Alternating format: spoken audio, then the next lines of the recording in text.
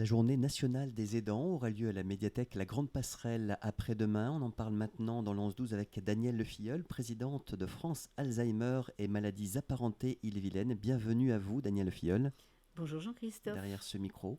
Tout d'abord, quel est le but de cette journée ?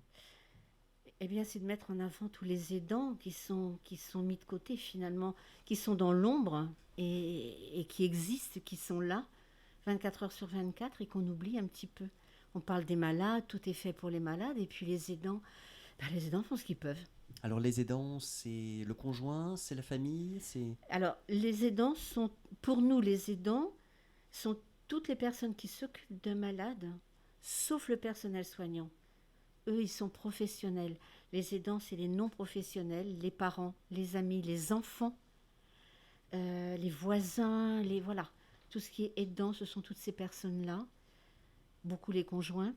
Donc il y a trois dimensions, on va dire proximité, temps passé avec la personne touchée par la maladie d'Alzheimer Oui. et apparentée, et puis l'investissement, la notion d'investissement. La notion d'investissement, mais ils n'ont pas le choix. Il n'y a pas le choix, l'investissement. On ne peut pas faire autrement, ils ne peuvent pas reculer. Donc oui, il y a la proximité, forcément c'est beaucoup plus facile. L'investissement. Et là, oui, cet investissement, là, il n'y a pas le choix, quoi.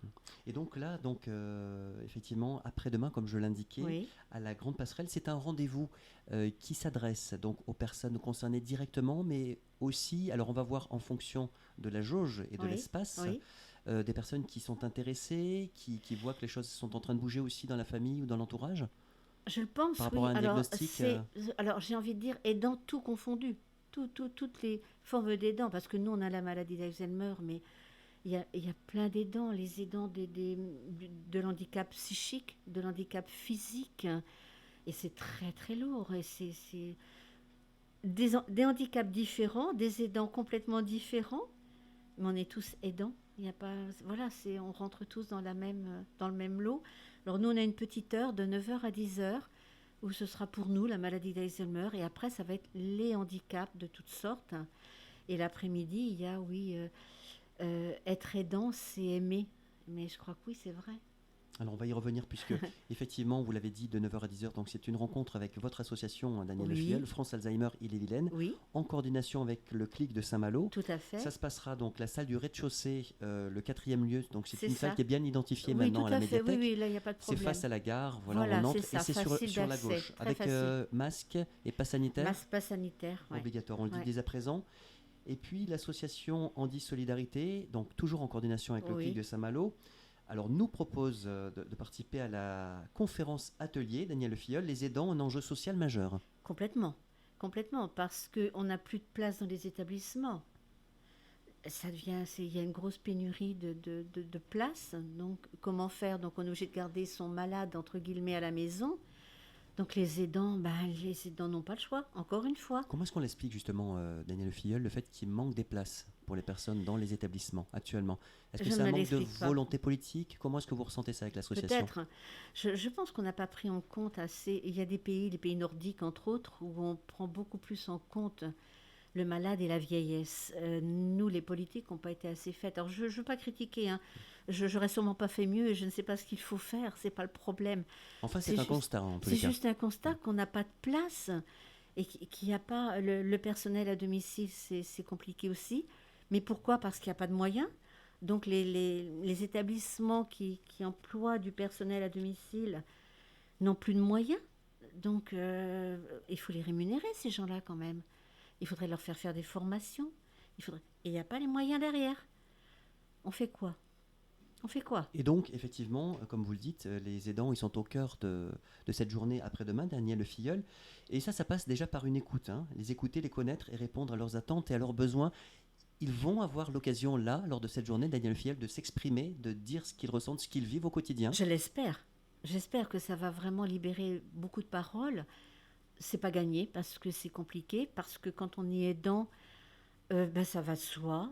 On a l'impression qu'on est tout seul. On n'en parle pas. C'est difficile de trouver de l'aide.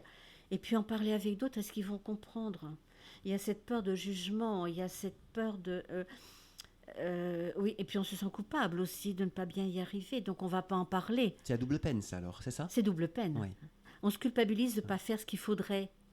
mais on ne peut pas faire plus. Est-ce que justement les aidants disposent de points, d'espace, temps d'écoute? Parce Pas assez. qu'eux-mêmes sont, vous l'avez dit, très investis Oui. quotidiennement. Oui. Est-ce qu'il existe actuellement des espaces temps où Oui, ils peuvent... ça certainement, oui. mais je pense qu'il y a plein d'autres associations aussi qui ont des groupes de parole ou qui reçoivent, voilà. Toutes les associations essayent d'aider leurs aidants, hein. Nous, on a nos groupes de parole, on a des formations des aidants. Alors on dit formation, non mais attends, je sais faire, hein, je sais m'occuper de mon malade. C'est pas ça. L'idée, c'est de pouvoir d'abord leur décrypter la maladie d'Alzheimer, ce que personne ne leur explique, savoir comment se comporter avec son malade, parce que c'est un malade qui n'a plus sa tête du tout. Donc, qui n'a plus sa tête. En fin de parcours, on est bien d'accord. C'est la question de la mémoire, et donc à la fois la dimension la du mémoire. temps et de l'espace Il n'y a géographique. pas que la mémoire. Au début, ça commence... relations, oui, tout est impacté. Ça commence un peu par la mémoire, mais très rapidement, ça va donner un grand désordre de comportement. Ils vont perdre la mémoire, c'est certain. Il y a des choses dont ils vont plus se rappeler, mais ils vont plus savoir quel jour on est. Donc, perte dans l'espace-temps, l'heure. Et très rapidement, et à l'évolution de la maladie, ils perdent les notions de chaud, de froid, de faim, de soif, de douleur. Donc l'hypothalamus est aussi touché. Tout est touché. Tout est touché. Donc, c'est pour ça que c'est très compliqué. Et moi, j'ai l'habitude de dire, quand on me demande de présenter la maladie, mais je ne crois pas que j'exagère, parce que quand les aidants me disent c'est tout à fait ça, et c'est vrai, la naissance, on a l'enfant à la naissance, on va tout lui apprendre. Il va apprendre à se tenir debout, à sourire, à parler, à se tenir debout, à marcher, à manger. Et on va lui apprendre les comportements de la vie sociale, dont la propreté. Et avec cette maladie-là, tous ces acquis-là vont se reperdre au fur et à mesure. Oui, parce qu'on précise, Daniel Le Filleul, que c'est une maladie neurodégénérative, la maladie d'Alzheimer. Voilà, neurodégénérative. C'est un processus qui est irréversible. Il n'y a rien. Dans l'état actuel des recherches, il n'y a rien, si ce n'est gérer quelques comportements qui sont l'agressivité, parce que malheureusement, il y a toute une période agressive, les pertes d'équilibre. Vous voyez, des toutes petites choses comme ça. Mais pour le reste, non. En fait, c'est le système nerveux central qui est touché, c'est-à-dire que vous venez d'évoquer la mémoire, la motricité, l'humeur, sensation de faim, de soif. Oui, donc on comprend bien que pour les aidants, c'est la vie qui est complètement bouleversée lorsque le complètement. diagnostic est posé avec un au quotidien. Au final, on se retrouve avec un nourrisson. Alors je voudrais signaler aux auditrices et aux auditeurs, Daniel Le Filleul, une nouvelle étude donc, de JAMA Network Open, donc c'est la faculté de médecine de New York, qui vient de montrer qu'avoir un confident pourrait permettre de prévenir le déclin cognitif malgré le vieillissement cérébral. Et ils ont noté avec cette étude qu'un âge cognitif plus jeune de 4 ans par rapport à ceux qui ne seraient pas à qui se confier. Donc ça montre une fois de plus le contact, la parole, la présence être dans auprès la société, de la personne malade. Oui. Alors la maladie d'Alzheimer, attendez, c'est une maladie de vieux, c'est la sénilité d'autrefois. Moi je veux bien. Comment expliquer que maintenant on la déclare entre 45 et 50 ans? Est-ce que c'est de la sénilité? Ou alors, rassurez-moi, là, on est donc, diagnostic de plus en plus précoce. Ah oui, très précoce, avec une maladie qui évolue beaucoup plus vite.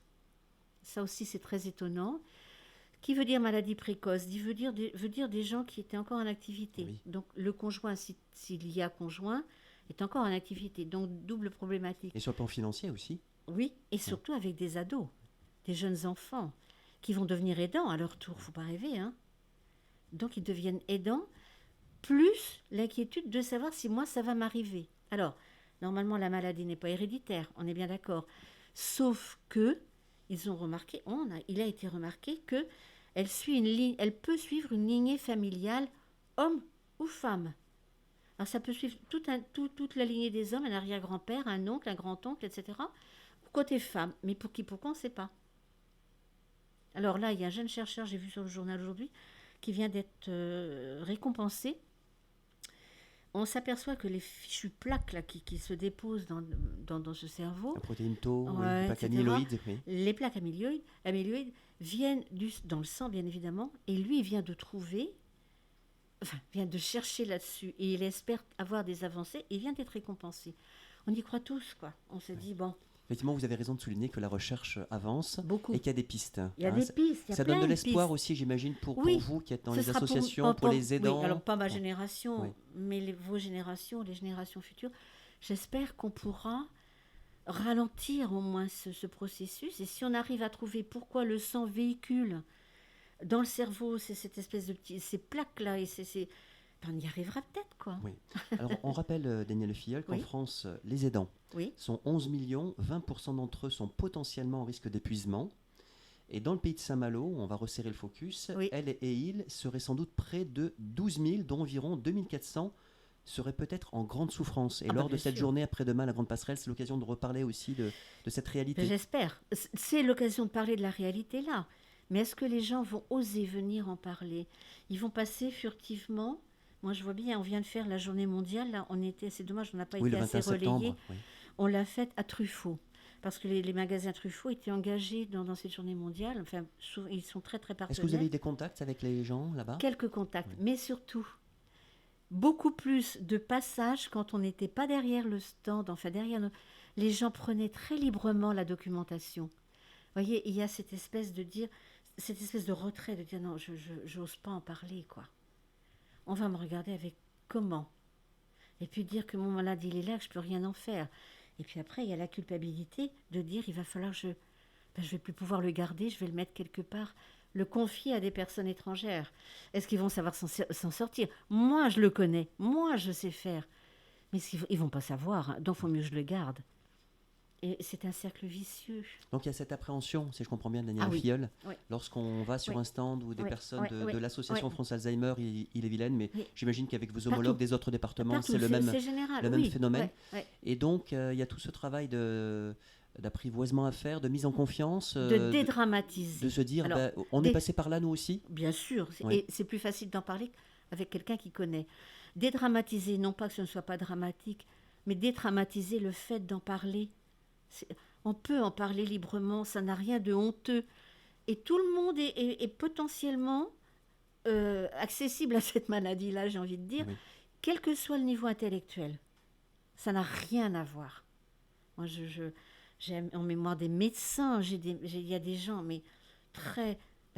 ils sont pris pareil, hein.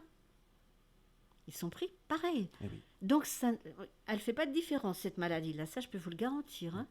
Alors il y aura une conférence débat, Daniel Le Filleul, Oui. à 10h, Oui, avec Catherine Le Chevalier, qui est présidente de l'ADAPI 35, tout à donc fait. une association Oui. qui œuvre dans le champ du handicap, Bien sûr. au niveau départemental, et Patrick Margron, qui est vice-président de Handi Solidarité, Voilà, que nous tout à évoquions fait. tout à l'heure, Oui. avec des questions que je peux lister. C'est les aidants, qui sont-ils? Oui, Combien sont-ils pour aider qui, pourquoi, comment? Donc ça revient Oui. à ce qui a été évoqué. Oui. Puis, quelles sont leurs difficultés, leurs attentes?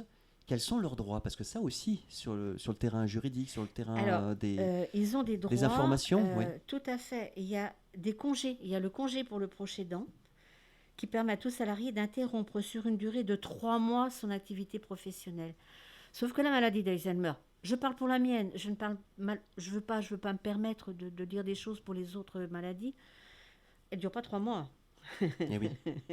Parce que quand on part sur 5, 6, 10, 15 ans d'accompagnement, les 3 mois vont être En dérisoires. fait, il faut se mettre dans la tête que c'est pour la vie, la maladie d'Alzheimer, pour l'aidant, pour la personne qui est touchée. Oui, oui, elle ira et que jusqu'au donc bout. elle-même va être impactée aussi dans la durée. Ouais. Obligatoirement. Hein. Et le congé de solidarité familiale qui permet d'assister un proche souffrant ou une pathologie mettant en jeu le pronostic vital. Mais finalement, nous, on n'est pas dans ce cas-là, quelque part, parce que c'est de la longue durée. Et il n'y a pas les aides qu'on peut trouver dans d'autres pathologies. C'est ça qui est terrible. Donc là, il y a encore du travail à faire. Mon Dieu, oui. Alors Daniel Le Filleul, 3 ateliers, donc Oui. après-demain, la Grande Oui. Passerelle, de 11h à midi. On vient de parler des droits, comment les faire valoir, ces droits? Oui, Pourquoi et comment se faire aider quand on est aidant? oui, On est au cœur du bien sujet. sûr. Comment concilier ses vies personnelles, vous l'avez évoqué, Oui. et professionnelles avec son rôle d'aidant? Alors, je ne sais pas, chacun fait comme il peut. J'ai envie de dire, voilà, chacun s'adapte avec son environnement familial, avec ses moyens financiers. Parce que c'est bien joli, ça. Il y en a qui vivent ça très bien, mais il faut Oui. avoir les moyens derrière. Bien sûr. Et ce n'est pas toujours possible. Et l'information n'est pas assez diffusée. Enfin, les gens ne savent pas où aller. Il faudrait un lieu unique de renseignement où là, on leur donne toutes les aides possibles, imaginables, tous les renseignements possibles. Ça manque. Un lieu de ressources. complètement, Ouais. complètement. Et puis de 14h30 à 16h30, donc il y aura le rendez-vous des Oui, aidants, oui, aider entre amour et devoir, oui. avec la philosophe Marie-David. Oui, alors là, moi j'attends beaucoup de choses, hein. J'ai vraiment hâte de savoir comment elle va pouvoir nous expliquer ça. Parce qu'au bout d'un moment, l'aidant n'aime plus parce qu'il est tellement épuisé qu'il ne sait même plus. Il est dans le devoir et non plus dans l'amour. Ça, c'est compliqué quand même, hein. Et alors moi, j'ai quelque chose. Nous, à Eiselmer, on dit aidant et aider. Mais si on remplace une petite lettre, ça fait aimant et Eh aimer, oui, qui peut faire la différence qui aussi. fait une grosse différence. Oui. Mais il faut avoir la Un- ressource Un pour supplément pouvoir le d'âme, faire. voilà. Oui, il On faut ne peut pas avoir la rester seul ressource. avec... Non, il ne faut hein, pas rester voilà. tout seul. Oser parler, oser sortir, oser... Ça, c'est pas facile. Eh bien, merci beaucoup Daniel Le Filleul. rien. Je rappelle que vous êtes président de l'association France Alzheimer et maladies apparentées, Oui, Ille-et-Vilaine. oui, La rencontre, c'est donc ce mercredi à la Grande Passerelle à partir de 9h. voilà, L'entrée est gratuite. complètement. Hein, donc on rappelle, pass sanitaire requis et réservation donc à ccas.clic@saint-malo.fr ou un numéro 02 23 18 58 00. Je pense que ce sera une journée très enrichissante pour Très chacun. enrichissant. Nous, on y sera présents toute la journée, même si on n'intervient pas, mais on sera là avec nos petits papiers. Merci pour cette présentation.